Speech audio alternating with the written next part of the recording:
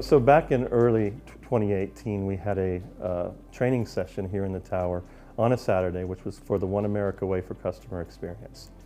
In that session, we were going through and talking about that new experience that we want to deliver to our customers. And we talked about putting the participant first. We talked about not giving the participant homework. And at some point during that meeting, Debbie Robinson raised her hand and said, "Tony, that's not the way we do things in the PSC." The ideal is when the customer would call in, we might not have the answer, so they would always be told to call back in a few days. I didn't want that person to have to keep calling and telling their story over and over again. So I wanted to take ownership of it. So when someone would call in, I would give them my name. I'm the only Debbie in the PSC. Let me research it and I'll get back to you. So I had a list of papers that I kept at my desk with little sticky notes, and I would put a name and a number and what day I was supposed to call and what time. Well, we can't make outbound calls during the day because we're inbound call center. So I would make them after hours. So I'd clock out, stay over, and call each and every person back.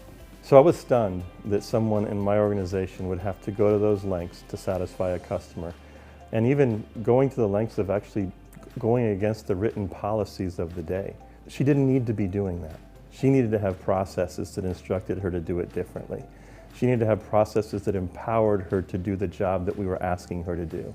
And my supervisor was like, "This is nuts. You cannot have these people. You can't keep calling all these people back."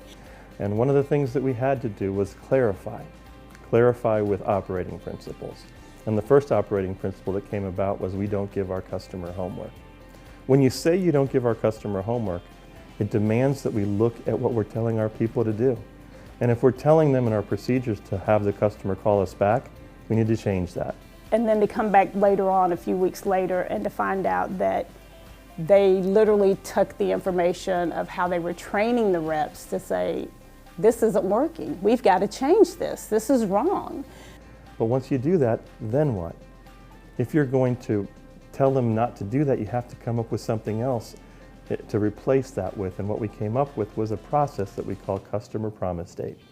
Customer promise date is a process where we negotiate a date and time that's convenient for the customer, and we call them back as opposed to asking them to call us back. It's come back around full circle. The reps get to set up the calls and they'll go, "Well, Debbie will give you a call back on this day since this is the day that you picked," or email you.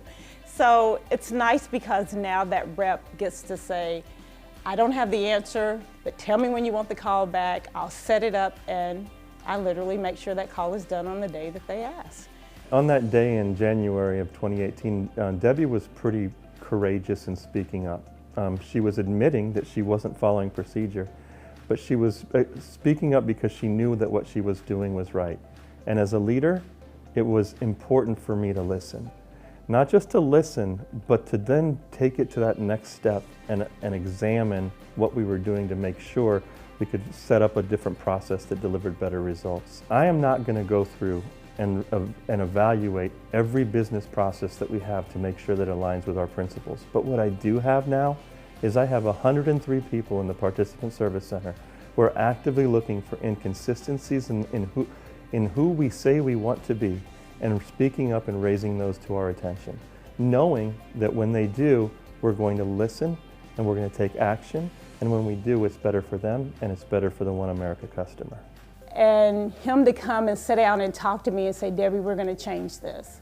He goes, "I'm sorry you've been staying late, but I appreciate you for doing that." So that touched me. That was really sweet, and I appreciated it.